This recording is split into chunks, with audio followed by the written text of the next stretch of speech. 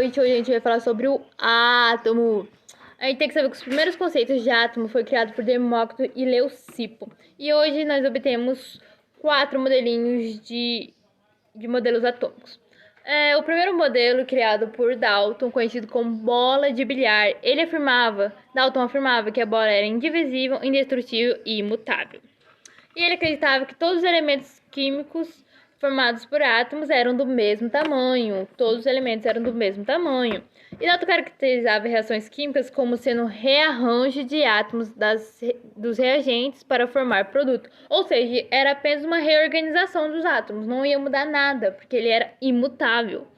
Isso mesmo. E depois, através dos conceitos de Dalton, Thomson ficou pensando, será que é realmente isso? E aí ele fez o seu modelo, e o seu modelo conhecido hoje como pudim de passas.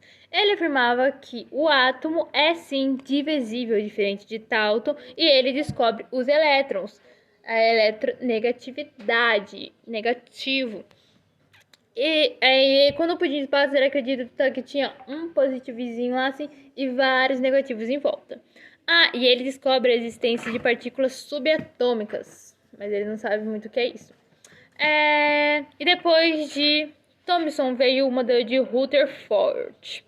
Esse Rutherford, cara, é muito importante, hein? Porque ele conseguiu descobrir que o átomo é um grande vazio com grandes regiões, núcleo e a eletrosfera. Ou seja, Rutherford descobriu a eletrosfera. E ele descobre também os prótons, as cargas positivas que ficam junto com o núcleo. Ficam junto com os nêutrons lá no núcleo. E ele descobriu tudo isso através do seu experimento com a radioatividade folha de ouro, onde ele descobre o núcleo atômico, ou seja, ele descobre o núcleo onde fica os prótons e os nêutrons. Foi através de Rutherford. Já Bohr, ele apresentou a divisão da eletrosfera nas camadas K, L, M, todas as camadas aí que vocês conhecem, e níveis ou camadas de energia. Então, ele distribui entre níveis e camadas de energia. Ele pela regra dos octetos. Ele descobriu também a emissão de luz através do salto quântico. Como é a emissão de luz através do salto quântico? É quando uma partícula que está na eletrosfera mais eletrizada pula para menos e depois volta. Ou seja, ela perde um elétron e depois volta. Nessa passagem que ela volta, ela faz o fóton, ou seja, a luz, ela emite a luz. Com a emissão dessa luz, depois ela volta para sua camada de valência. É meio que uma troca. E depois disso, a gente também descobre da energia dos vagalumes. Tem que lembrar também que Bohr, a energia dos vagalumes. A emissão de um fóton de luz decorre da transição de um elétron de uma camada de maior energia para uma camada de menor energia. Então tem que focar muito nisso. Então, fóton, criado por Bohr no seu modelo dos vagalumes, ele fala que o fóton, a luz, a emissão do fóton em si decorre da transição de uma camada energética para uma com menor carga de energia. E isso forma a luz, a passagem da volta. Belezinha? Agora a gente vai falar um pouco sobre o número atômico. Bom, para quem não sabe, o número atômico é a quantidade de prótons. Mas, porém, aí a tabela periódica é classificada pelo número atômico. Mas, porém, a gente sempre aprende que Z é igual a P igual a E. Ou seja, o número atômico é igual a prótons igual a elétrons. Porém, quando a gente fala dos ânions, quando a gente fala dos Quando a gente fala dos íons, a gente percebe que não é assim. Só nos átomos, ou seja, eletricamente nêutrons, o Z é igual a P igual a E. Nos íons, o Z é igual a P, mas o E é diferente. Ou seja, o número atômico é igual a prótons, mas os elétrons são diferenciados. Tem que lembrar disso. E onde que a gente pode encontrar um elétron? A região de maior probabilidade de se encontrar um elétron é no orbital. E a gente deve saber que cada orbital ele é dividido pela metade, ou seja, os orbitais são S, P, D, F. Então, vamos supor, a camada S, ela tem 2 elétrons, certo? Já que ela tem 2 elétrons, ela vai ter só uma caixinha. Vai dividir 2 por 2, dá 1. E que nem o D, tem 10, mas só que o seu orbital vai ser quanto? 5. Ah, e tem que lembrar também que, tipo, vai ser de acordinho com os negocinhos. Tipo assim, S2, aí você vai fazer um pra cima, um pra baixo. S2, um pra cima, um pra baixo. Agora, ó, S2P4. Então, como a gente sabe que o P, ele tem 6, a metade de 6 é 3, correto? Porém, não vai completar tudo. Então, na verdade, você não vai deixar nenhum sem negocinho. Você vai fazer primeiro o pra cima, tudo primeiro, e depois voltar preenchendo. Não esquece disso. Ah, tem também os números quânticos. Os números quânticos são mais dificinhos. Tipo assim, N é quântico principal, é nível de energia. Então, tipo assim, se terminar no 4s2, qual que é o nível de energia dele? 4. O nível dele tá no quarto nível. L, quântico secundário, tipo de orbital, SPDF. Nesse quântico secundário, a gente tem que saber que, para numeração, né? Ele começa S igual 0, P igual 2, D igual 3 e F igual a 4. Não, peraí, falei errado. S igual a 0, P igual a 1, D igual a 2, F igual a... Tá, isso aí. Aí, número quântico magnético, a orientação dos orbitais no espaço. E SOMS, spin, rotação. Para isso eu coloquei um exemplozinho aqui, porque esse é bem chatinho mesmo, realmente. Então, você vai ver de acordo com a camada mais energética. É o subnível mais energético, ou seja, a última camada que aparece, o último subnível na sua... negócio lá de mais 2. Tá, você vai ver no subnível mais energético. Então, quando você olhar lá no subnível energético, a gente nota aqui que ele parou no 4D10, né? Então, já que ele parou no D, o D carrega quantos? Carrega 10, mas porém seus orbitais são divididos pela metade, ou seja, 5 quadradinhos. E como termina no 4D10, o número quântico principal é 4, o número quântico secundário é 2, porque ele para no D, e o S começa S1, P2... Não, S1, peraí, S0, P1 e D2, entendeu? É tipo assim, então vai começar, vamos supor, o S aqui vai começar 0, P1, D2 e F3. Vai ser assim, então L é subnível 2, porque D é considerado 2, porque começa contando desde o 0, que é a camada S. Então é SPD. Eu sei que tem 3, mas começa 0, 1, 2, entendeu? E agora o ml. Então, esse ml, que o nome é número quântico magnético, a gente vê de acordo com onde vai parar a última seta. Igual o ms, onde vai parar a última seta. Então, tipo assim, como parou no mais 2, tipo, vai fazer, vamos supor, que nem o plano cartesiano, vai colocar no meio 0, aí menos 1, menos 2, depois mais 1, mais 2. E aí, no que parar, vai ser o ml, número quântico magnético. E já o ms, que é o spin, a rotação em spin, você vai ver se tá pra baixo ou pra cima. Tem que lembrar que sempre tem que completar pra cima e depois o pra baixo. Então, já que você completou o último pra baixo, o spin dele é mais meio. Se não tivesse completado esse, ia ser menos meio. Sempre coloca menos meio, mais meio, menos meio, mais meio, entendeu? Tem que lembrar disso. Ah, eu tenho outras coisas importantes, espera aí. Ah, tá, tem um conceito de nível. Então, através das configurações eletrônicas, a gente consegue identificar onde o elemento está na tabela periódica. Então, eu coloquei aí um exemplo para vocês do sódio. Coloquei um exemplo aí para vocês do sódio, que ele tem o número atômico igual a 11, ou seja, prótons igual a 11. Então, através da terminação em 3s1, eu consigo descobrir a camada, que é a camada, através dessa terminação, que esse aqui também é a camada de valência. Sei que esse elemento é da família 1A, porque ele terminou em S1, todos os elementos terminados na família S, sem ser os metais de transição, que vai dar para perceber que vai pular um para outro, vai ficar meio confuso. Mas se não for os metais de transição, a gente consegue identificar.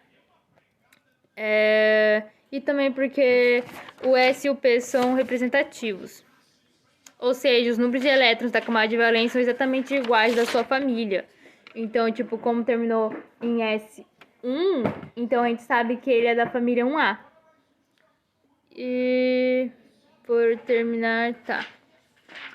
E pertence à terceira linha. Pertencem à terceira linha. Tem que lembrar isso também. Terceira linha. Ou terceiro nível, ou período. Período e linha vai dar no mesmo. E tem que lembrar que família é igual a coluna. Então, período é uma coisa de linha que é igual a nível. Então, tá de boa. Agora, a gente tem que falar sobre a camada de valência. O maior valor do nível. Ou seja, mesmo se voltar lá, tipo, pra 3S2... Não, 3S2, 3P6, 4S2... 4S2, 3D10, vamos supor, esperando 3D10. O 4S2 é a camada de valência, porque é o que tem o maior valor de camada, que é 4 da camada, o maior valor da camada, nível, isso daí. Tá, subnível mais energético é o último subnível, escrito numa configuração eletrônica. Ou seja, é aquele lá que eu te falei, vai estar 3D10, é o subnível mais energético, entendeu? É o que termina. Tá. Agora, isso aqui é sobre o átomo, tá? Isso aqui já expliquei. Número de massa. Tem que saber que o número de massa é igual a prótons mais nêutrons. Tem que deixar isso aí na cabecinha. Número, distribuição em camadas. Tá. Distribuição em camadas é só você contar. Tipo assim, camada 1, cabe 2 elétrons. Aí vai vir, ó, 2, ó, camada 2, ó. 2, 2, tem que somar, ó, 6, 7, 8. Então, vai ser 8 elétrons. Isso também vale para quando for identificar na tabela periódica, tá? Então, tipo assim, ele vai ser do que? Vai ser do período 2, ou seja, da linha 2. Mas só que daí ele vai terminar em P, como ele terminou em P, vai somar, ó. Ó, vai 6, 7, 8. Então, ele vai estar do lado de cá e ele vai terminar na família do gases nobres. Porque terminou em 8A. Então, na família dos gases nobres, terminou com P. Então, dá pra identificar através assim. Tá, e eu misturei certinho. Regras de Roth. Um em cada vez. Tá, regra de Roth, um em cada vez. Então, por enquanto... tá, você tem que saber. Quanto maior o número de nêutrons, maior sua instabilidade. Então, quanto maior o número de nêutrons, maior sua instabilidade. Agora, vamos para esse negócio aqui que é legal. Então, quando falar lá bivalente, um átomo bivalente, ou seja, ele perde 2 elétrons. Aí tá um exemplo de configuração eletrônica aí. Porque quando se tem, vamos supor, um cátion 2+, a gente tem que subtrair. Mas pra gente subtrair, a gente tem que fazer primeiro a configuração eletrônica. Não posso subtrair direto, porque a gente tem que retirar da camada de valência os elétrons. Então não compensa você fazer direto, entendeu? Agora já se for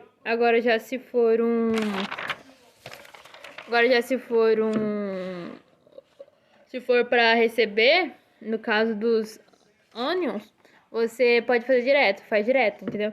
Agora já no cátion não pode, no ânion pode. Então seja que aí tá mostrando, ó, que tem 4S2, então tem que tirar da camada mais de valência, vai ficar só até 3, 6. Entendeu? É isso. Então mostra também que antes... tem que mostrar também. Tem que, quando for lá perguntar o número de prótons e elétrons, mas você tiver com íon, você tem que saber que na hora lá que ele perguntar, os prótons vão ser iguais, mas os elétrons vão mudar. Ou seja, cátion, como o cátion doa, e tem que lembrar que o metal salvadinho adora dar. Tá.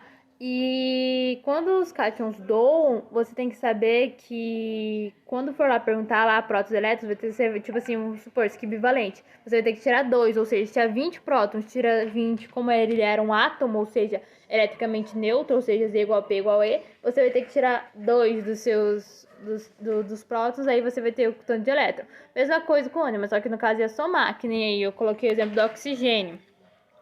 Aí fiz distribuição eletrônica bonitinho. E aí eu somei, ou seja, ele tem 8 prótons, ele continua com 8 prótons. Porém, ele tem 10 elétrons, ele tem mais elétrons, ou seja, então a gente pode afirmar que os cátions, eles tendem a perder elétron. E os ânions tendem a ganhar elétron. É isso que tem que saber na sua cabeça. Então, quando fala cátion, quando a gente fala de um cátion, a gente fala que os prótons são maiores do que os elétrons. E quando a gente fala de um ânion, a gente fala que os elétrons são maiores do que os prótons. Entendeu? Porque ele ganha. Agora vamos para a próxima fotinha aqui. Ah, tá. Agora são outros conceitos básicos. Isótopos, mesmo número de prótons. A gente tem que lembrar que os isótopos, como eles pertencem ao mesmo número de prótons, eles têm o mesmo número atômico. Eles só se diferenciam pelo número de massa. Entendeu? E é isso que identifica um elemento, tá? Tipo, isótopos. Ah, tem diversos isótopos. Os que são sempre O2, O3, são isótopos, tá? Agora, isóbaros são os que têm igual número de massas. Eles têm número de massas iguais, mas eles se diferenciam, eles são diferentes entre nêutrons e número atômico. Já isótons, eles possuem nêutrons iguais, mas eles se diferenciam de número atômico, ou seja, prótons, e de massa. E a eletronegatividade é igual ao número de elétrons. Aí dá pra ver, né? Tipo, então você tem que contar sempre, ó, que nem aqui, Ne tá igual a 10. Mas aí o sódio, como é sódio mais e tem número atômico igual a 11, você vai subtrair 1, que nem do cátion, então ele vai ficar com 10. Então isso é eletronegatividade igual. Agora, tem que lembrar assim, quando os isótopos são eletricamente nêutrons, ou seja, quando os isótopos são átomos, eles também são isoeletrônicos. Por quê? Porque Z igual a P igual a E. Lembra disso? Tá. Agora, massa atômica, tá. Média ponderada dos isótopos. Quando tiver lá pra você fazer a média ponderada dos isótopos, basta você pegar que nem aí 10B, 11B, vai dar 20%, 80%. Então, você vai fazer o tanto que ele te deu de número atômico vezes a porcentagem e somar os dois e dividir por 100. Aí você vai conseguir ter a massa. Atômica. Os isótopos apresentam o mesmo número atômico e se diferenciam apenas no número de massa. É bom lembrar que tipo, o número de elétrons não diferencia, nem de nêutrons, só de número de massa. Então aqui a gente vai falar sobre os período igual nível, a gente tem que dar aqui, ó. Família 1A, 2A termina em S. Esses aqui do meio são transição externa, metais de transição. Em F, transição interna. Então tem que lembrar que os que aparecem lá na tabela certinho são transição externa. E os de fora são internos. Mas ele estando externo, ele é interno. Porque ele não tá aparecendo ali, só isso. E bem, esse cantinho aí são os não metais. Aí eu vou falar sobre as famílias. A família 1A é metais alcalinos. A 2A é alcalinos terrosos. Agora, a 13, ou também a 3A, a família do boro. A 4A ou a 14 dos carbonos. A 5A ou 15 são dos nitrogênios. A 6A ou 16 calcogênios. E 17 halogênios, ou 7A halogênios. E a 18 gases nobres. Tem que lembrar que os gases nobres seguem a regra dos critérios. Todos terminam com a camada completinha. Ou 8 elétrons na última camada, seja como for.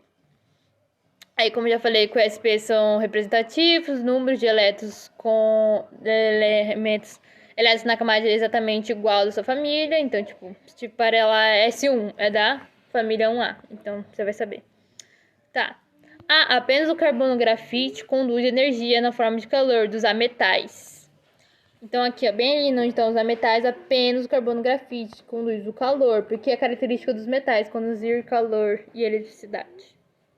Então é isso, tchau, tchau, beijo!